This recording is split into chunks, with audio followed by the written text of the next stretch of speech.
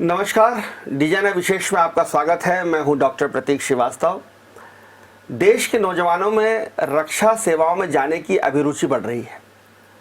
एक ज़माना था कि फ़ौज में लोग कम जाना चाहते थे, लेकिन जिस तरह से अब फ़ौज में न केवल सैलरी बहुत अच्छी मिलती है बल्कि उससे कई गुना ज़्यादा सम्मान और आदर मिलता है।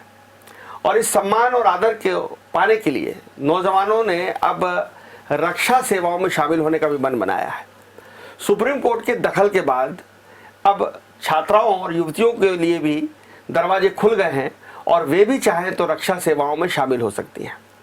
पहले इंदौर के नौजवानों को कोचिंग करने के लिए, रक्षा सेवाओं की कोचिंग करने के लिए प्रयागराज, दिल्ली या देहरादून जाना पड़ता था, लेकिन पिछले 10 वर्षों से इंदौर में ही इंदौर डिफेंस एकेडमी है, जो इंदौर और आसपास के क्षेत्रों के नौजवानों को जो रक्षा सेवाओं में जाना चाहते हैं बहुत ही परफेक्ट ट्रेनिंग दे रही है। और ये ट्रेनिंग दी जाती है पूर्व रक्षा विशेषज्ञों के सानिध्य में, उनके मार्गदर्शन में। लगभग 12 वर्षों से संचालित इंदौर डिफेंस एकेडमी ने हर वर्ष 10 से 12 ऑफिसर्स निकाले हैं। 50-60 अन्य जूनियर ऑफिसर्स और जूनियर कैडर में सिलेक्शंस होते हैं, यानी आप कह सकते हैं कि स्ट्राइक रेट बुमराह से भी ज़्यादा अच्छा है। और लगातार डिफेंस एकेडमी में इस तरह की ट्रेनिंग दी जाती है जो न केवल शारीरिक ट्रेनिंग होती है, न केवल अकादमिक ट्रेनिंग होती है, बल्कि मानसिक मजबूती को प्रदान करने वाली ट्रेनिंग भी होती है। क्योंकि हम सब जानते हैं कि एक सैनिक के लिए एजुकेशन से ज़्यादा महत्वपूर्ण होती है उसकी मानसिक दृढ़ता, उसका आत्मविश्वास और उसकी मानसिक मजबूती। ये भी इंदौर डिफेंस एकेडमी में खास तौर पर ट्रेनिंग नौजवानों को दी जा रही है। और लगातार वहाँ इंदौर और उसके आसपास के क्षेत्रों के नौजवान इंदौर डिफेंस एकेडमी में आकर अपना बहुत ही बेहतरीन, बहुत ही ब्राइट और बहुत ही राष्ट्रवादी करियर बना रहे हैं। आज इंदौर डिफेंस एकेडमी के श्री धर्मेंद्र भाल से मेरे साथ मौजूद हैं। आप एकेडमिक डायरेक्टर हैं, लंबे समय से छात्रों से जुड़े हुए हैं, उन्हें ट्रेन कर रहे हैं, एडमिनिस्ट्रेशन देखते हैं और मोटिवेशन का काम करते हैं। धर्मेंद्र जी, आपका बहुत स्वागत है। बहुत बहुत धन्यवाद डॉक्टर साहब। मैं धर्मेंद्र जी सबसे पहले तो आपसे जानना चाहूँगा कि जो आपकी अकादमी है इंदौर डिफेंस एकेडमी, देहरादून, प्रयागराज और दिल्ली की रक्षा अकादमी की तरह एनडीए, सीडीएस, एएफसीएटी और एसएसबी की क्या सुविधाएं उपलब्ध कराती है? डॉक्टर साहब, मैं एक बात कहूं कि मध्य प्रदेश में विशेष तौर से जो सेना के प्रति युवाओं का जज्बा है वो बहुत कम है। क्योंकि यहाँ देखा जाए एजुकेशन हब है ये, लेकिन देखा जाए तो पीएससी, यूपीएससी और व्यापम और एसएससी बैंकिंग की कोचिंगों की भरमार है, लेकिन डिफेंस रिलेटेड या फुली डिफेंस कोर्सेज से रिलेटेड डेडिकेटेड इंस्टीट्यूट्स की यहाँ बहुत कमी है।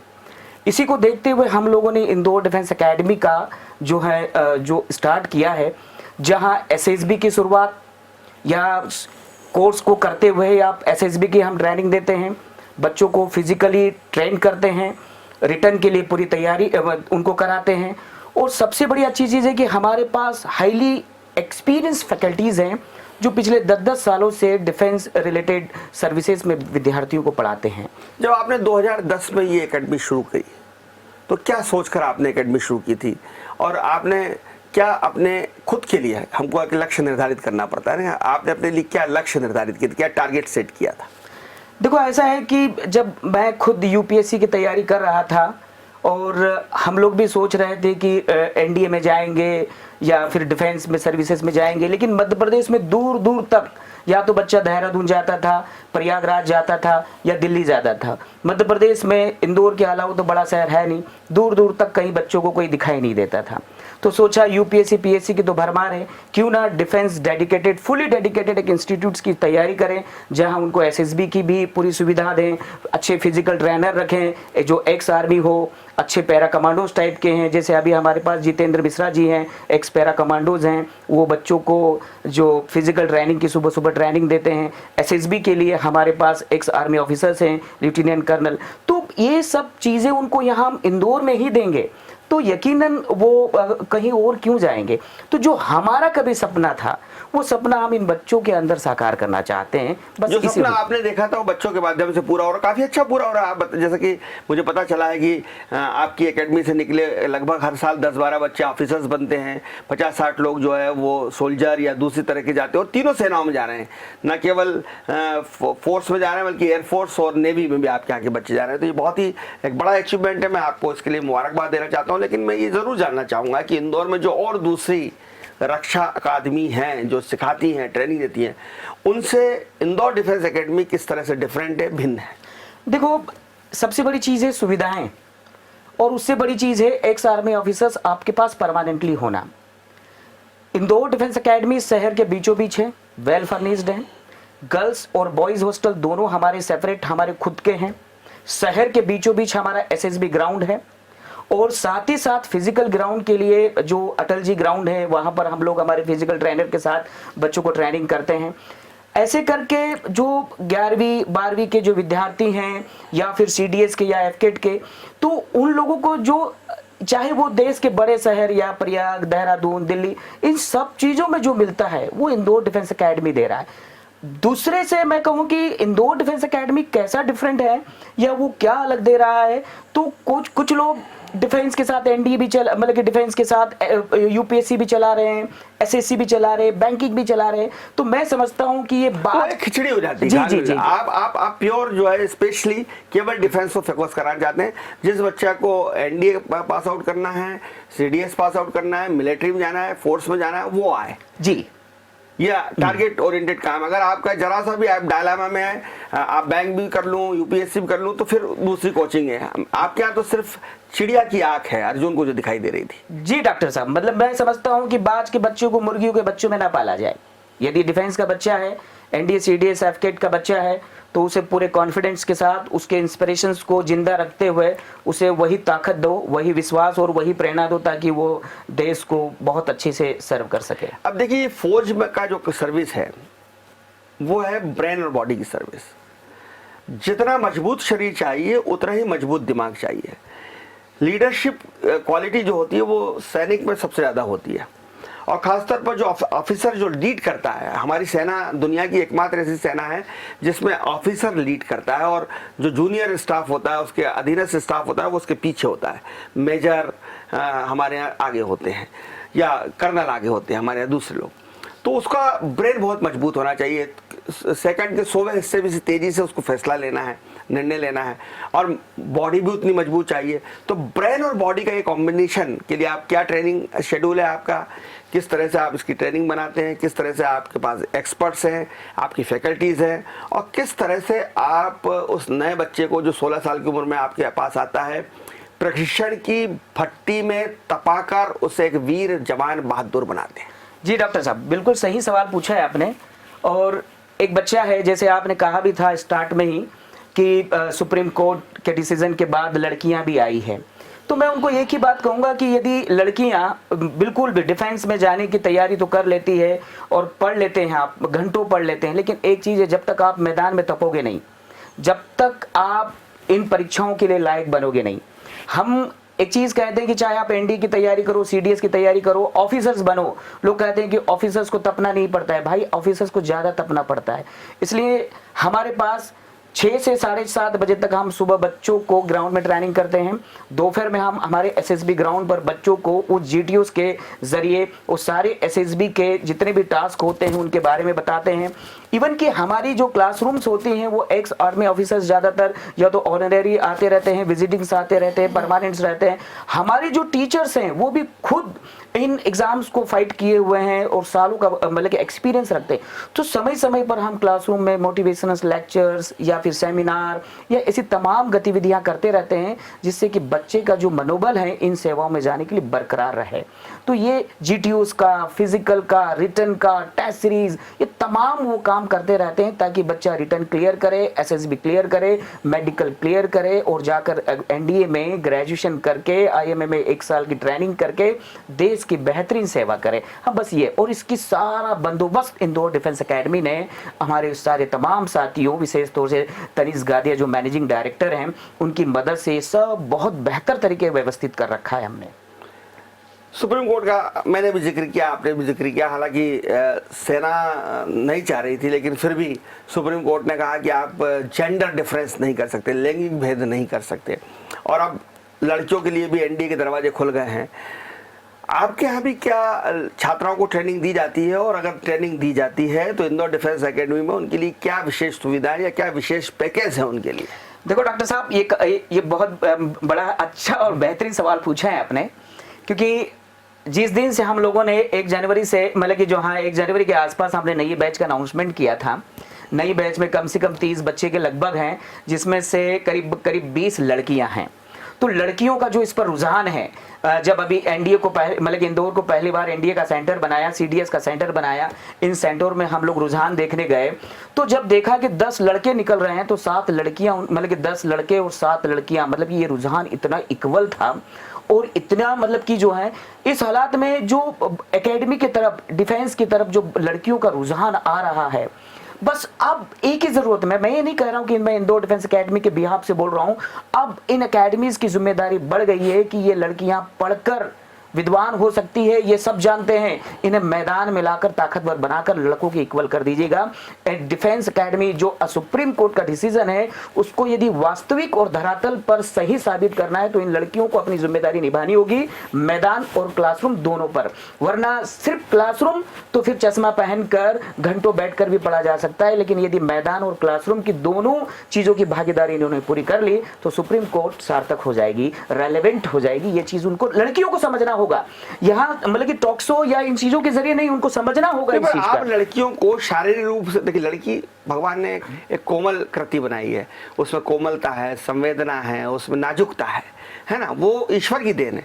अब आपको उसको रफ टफ बनाना है, उसको शारीरिक रूप से सक्षम बनाना है, उसको 50 किलो की बंदूक और वो लगेज और पूरा गोला बारूद उठा के और उसको हिमालय की चोटियों पर चढ़ना है, और फिर वहां ऊपर पहुंच के विश्राम नहीं है, उसको वहां पाकिस्तानी सैनिकों से 2-2 हाथ करना है, मैन टू मैन उसको छुरा घोंपना है। मैं जानता हूँ सेना में कई बार मैन टू मैन लड़ाई लड़ना पड़ती है हमारे सैनिकों को। गोलान में हमारे लड़ी, और वो हमारे जो एक सिख जवान था, उसने अकेले नहीं 25 मार दिए थे। बिल्कुल बिल्कुल। तो हमारी वो उस तरह से आप कैसे मजबूत उन छात्राओं को बनाएंगे? देखो, जब भी पेरेंट्स, एज ए काउंसलर मैं बैठता हूँ, जब भी पेरेंट्स मेरे पास आते हैं तो मैं कहता हूँ कि रिटर्न के पहले मैदान।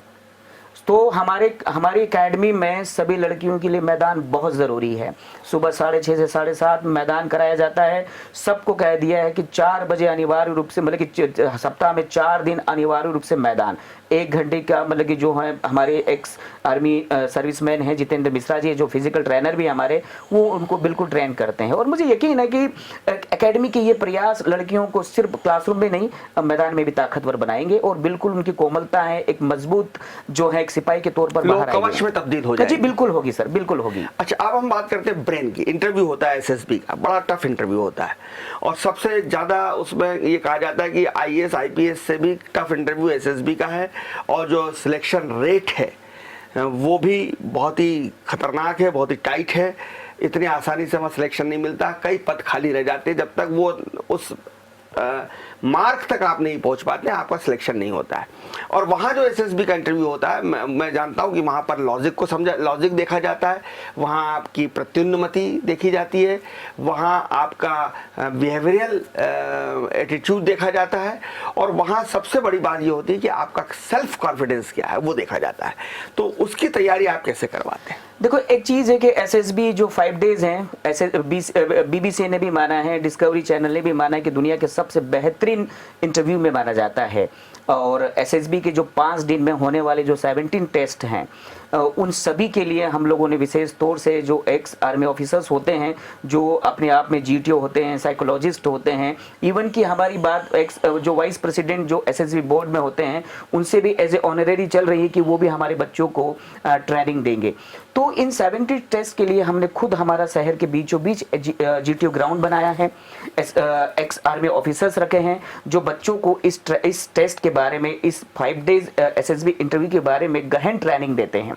बात डॉक्टर साहब आपकी बिल्कुल सही है कि यहाँ का जो पासिंग परसेंटेज है वो या 1 या 2% है, क्योंकि पर्सनालिटी का, माइंड, बॉडी, मतलब कि ओवरऑल एक ऐसा टेस्ट है कि बच्चा समझ ही नहीं पाता है कि इन 70 टेस्ट में वो क्या करे या ना क्या करे। तो इनकी एक बेहतरीन तैयारी करके हमने 25 डेज एक शेड्यूल बनाया है जो हमारे एक्स आर्मी ऑफिसर्स हमारी मदद करते हैं। हम जो एसएसबी एक्सपर्ट्स हैं उनकी भी मदद लेते हैं और बच्चों को हफ्ते में 1 या 2 दिन इसकी ट्रेनिंग जरूर देते हैं, चाहे उसका इंटरव्यू हो या ना हो। इवन कि हमने 11वीं 12वीं के लिए प्लस एनडीए शुरू किया है, जहां पर 11वीं 12वीं के दौरान जैसे सैनिक स्कूल में होता है वैसे ही हम उनको एसएसबी की ट्रेनिंग इसी दौरान कराते हैं, ताकि जिस दिन वो 12th पास करके एनडीए का रिटर्न निकाल एसएसबी पहुंचे उस दिन उसको ये ना लगे कि उसने एसएसबी की तैयारी पूरी नहीं की है। तो हम सैनिक स्कूल के पैटर्न पर चल रहे हैं, ताकि क्या है कि वहां 11-12 का बच्चा एसएसबी रिटर्न सारी तैयारी करता है। जब वो वहां पहुंचता है रिटर्न करने के बाद उसे कोई ये परेशानी नहीं होती, जबकि बाहर के बच्चों को रहती जो अचानक रिटर्न पास करके जाता है। तो डॉक्टर साहब हमने इसकी व्यवस्था वहां पर इतनी व्यवस्थित और सिस्टमैटिकली कर रखी है कि यदि बच्चा आता है, साल भर रहता है, तो उसे बिल्कुल भी इन परीक्षाओं को या इन 5 दिन के इंटरव्यू में वो दिक्कत नहीं होगी जो वहां अचानक पास करने वाला बच्चा पहुंचेगा। बहुत धन्यवाद, आपने बहुत ही महत्वपूर्ण जानकारियां दी हैं। लेकिन एक सवाल मेरे मन में अभी भी आ रहा है कि बहुत सारे नौजवान जो है वो सशस्त्र सेनाओं में शामिल होना चाहते हैं, उम्मीदवार बनना चाहते हैं, उनमें जज्बा है, जोश है, जुनून है, इच्छा शक्ति है, उनके लिए आपके पास क्या संदेश है? देखो, मेरा संदेश as a academic director of Indore defence academy यही है कि मध्य प्रदेश का स्वतंत्रता संग्राम में जो है उतना योगदान नहीं रहा, हम सरहदों पर भी नहीं हैं और हमें भारतीय सेना की जो वास्तव में जो गतिविधियां होती है उसे हमें कोई आभास भी नहीं हो पाता। तो मैं समझता हूं कि जो एक्स आर्मी ऑफिसर्स जो इंदौर के आसपास या इंदौर में हैं वो स्कूल कॉलेजेस में जाएं, बच्चों को इसके लिए प्रेरित करें, लड़कियों को प्रेरित करें और इन एकेडमीज जो चला रहे हैं डिफेंस रिलेटेड वो fully defence dedicated institutes run करें, ताकि इन बच्चों में जोश भरें और इन्हें जो आर्म्ड फोर्सेस जो हमारा अभाव है मध्य प्रदेश में, विशेष तौर से एजुकेशन हब होने के बाद भी इंदौर का इस क्षेत्र में बड़ा अभाव है, इस अभाव को पूरा करें। बहुत ज्यादा नहीं तो 5% एनडीए कैडेट्स और सीडीएस के कैडेट्स इंदौर से जाने चाहिए और इसके लिए सभी को मिलकर ये काम करना चाहिए।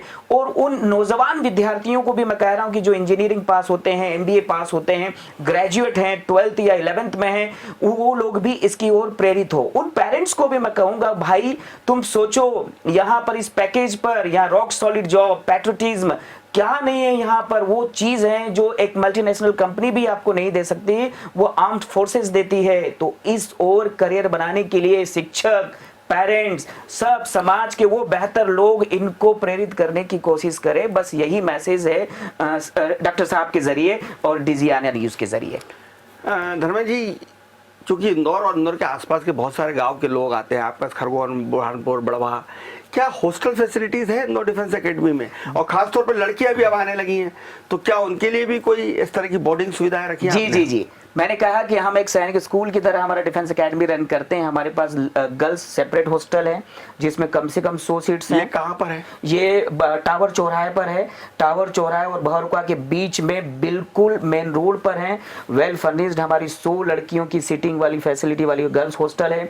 बॉयज हॉस्टल हमारा बन रहा है जहां हम 100 लड़कों को रखकर बिल्कुल ट्रेनिंग देंगे। जीटीओस ग्राउंड हमारा तैयार हो गया है। जीटीओस ग्राउंड आपका कहाँ तैयार हुआ? ये जैसे हमारे एकेडमी टावर चौराहा है और बहरुका के बीच में ही हमने कम से कम 10,000 स्क्वायर फीट में हमने जीटीओ ग्राउंड एसएसबी के लिए तैयार किया है। शहर के बीचों बीच, दूर दूर तो लोगों के हैं लेकिन हमने ये सुविधा शहर के बीचों बीच विद्यार्थियों को दी है। और हॉस्टल में चूंकि हम बात कर रहे थे कि फिजिकल एक्टिविटीज होना चाहिए, फिजिकल मजबूती होना चाहिए, तो एक न्यूट्रिशन वाला मेस भी होना चाहिए जिसमें प्रोटीन युक्त खाना उनको बच्चों को मिले, अच्छा खाना मिले, उस पर भी आप निगाह रखते हैं? जी, जब एक चीज़ है कि जो ये हॉस्टल हैं वो एक जैन फैमिली मतलब के रन करता है, जो कि तनिष्क गारिया मैनेजिंग डायरेक्टर हैं और खुद हैं, तो वो न्यूट्रिशन के बारे में और बच्चों की डाइट के बारे में बहुत ही कॉन्शियस है। जैन फैमिली रन करता है तो वो बच्चे जो नॉन वेजिटेरियन हैं और प्रोटीन के लिए और शारीरिक मजबूती के लिए जो नॉन वेज की तरफ देखते हैं उनको तो थोड़ी दिक्कत आती है। नहीं, ऐसा नहीं है कि नॉन वेज ही उन प्रोटीन को पूरा करेगा। डेयरी प्रोडक्ट्स भी हैं, दूसरी व्यवस्था भी है जिससे ये चीजें पूरी की जा सकती है कि नॉन वेज ही केवल हमारी प्रोटीन को पूरा करे। एक चीज बड़ी और रहती है कि पेरेंट्स को भी तैयार करना।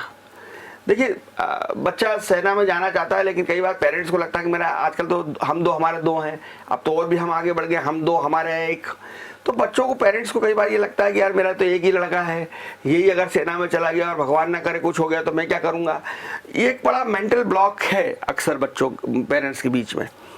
हालांकि भगत सिंह की माँ ने तो ये कहा था कि मैं तो इसलिए रो रही हूँ कि तेरे जैसे मेरे और 10 बेटे क्यों नहीं हुए, अगर 10 बेटे तेरे जैसे होते तो मैं उनको भी भारत माता पे न्यौछावर कर देती। तो भारत की माताओं की वीरता का इतिहास है, लेकिन फिर भी पेरेंट्स कई बार संकोच करते हैं। तो आप उनकी भी काउंसलिंग करते हैं? देखो मैं तो मतलब कि एक चीज है डॉक्टर साहब, आपके जरिए एक बात कहूं कि चाइना में वन चाइल्ड पॉलिसी है, 25 लाख के आसपास उनकी सेना है, और कहीं भी मतलब कि जो है कुछ इसको अमेरिका से लड़ जाने भिड़ जाने की ताकत रखता है। तो क्या उनको अपने बच्चे खोने का डर नहीं, जिनके वन चाइल्ड पॉलिसी पूरे नेशंस के अंदर? नहीं, जिन्होंने भेजे उनको भी डर है। मैं चीन का हम उदाहरण क्यों दें, हमारे भारत में ही अनेक पेरेंट्स ऐसे हैं जिन्होंने अपने इकलौते बच्चों को भेज रखा है। जैसे अभी 3 दिन पहले एक पेरेंट्स आए थे जिनकी मतलब कि सिर्फ वन चाइल्ड मतलब सिर्फ लड़की है, और उन्होंने कहा कि सर बस एक लड़की है और कोशिश है कि हम डॉक्टर भी बना सकते हैं, इतना पैसा भी है, इंजीनियर भी बना सकते हैं, इतना पैसा है, लेकिन कोशिश है ये एनडीए से नहीं जाएगी तो सीडीएस से जाएगी, लेकिन सेना में अधिकारी ही बनेगी, ये हमारा सपना है। क्योंकि दोनों ही मतलब कि जो है उसके मम्मी पापा आए और कहा कि बेटी है और इसे ऑफिसर ही बनाना है। तो लोग लड़के के लिए या लड़की एक सिंगल चाइल्ड, वो भी मतलब कि गर्ल सिंगल चाइल्ड, उसको भेजने के लिए तैयार है। तो पेरेंट्स को ये सोचना पड़ेगा। अच्छा, जितने लोग रोड एक्सीडेंट में मरते हैं, मुझे लगता है नहीं सरहद पर मरते हैं, जितने रोड रेसिंग में मरते हैं, आपसी विवादों में मरते हैं, वो मुझे नहीं लगता है सरहद पर मरते हैं। और सरहद पर कोई मरता नहीं है डॉक्टर साहब, शहीद होता है। और हमेशा मैं तो हमेशा कहता हूँ कि या तो जनाजा सैनिक का निकलता है, फौजी का निकलता है, या फिर किसी पहलवान का निकलता है। जी बिल्कुल बिल्कुल बिल्कुल बिल्कुल। और जो वो सम्मान है वो अलग बात होती है। लेकिन मैं उस माता पिता को, उस पेरेंट्स को सैल्यूट करना चाहता हूं जो अपनी इकलौती लड़की को सैनिक बनाने के लिए, फौजी बनाने के लिए इंदौर डिफेंस एकेडमी में लेकर आए, और उन्होंने कहा कि हमारी इच्छा ये है कि हमारी बच्ची फौजी बनकर सरहदों पर देश की सीमा सेवा करे। इंदौर डिफेंस एकेडमी बहुत अच्छा काम कर रही है, नौजवानों को तैयार कर रही है। धर्मेंद्र भालसे जी, बहुत सारी जानकारियाँ देने के लिए आपका बहुत धन्यवाद। देखते रहिए डिजाइनर न्यूज़, खबरों का सिलसिला जारी है, जारी रहेगा। नमस्कार। नमस्कार।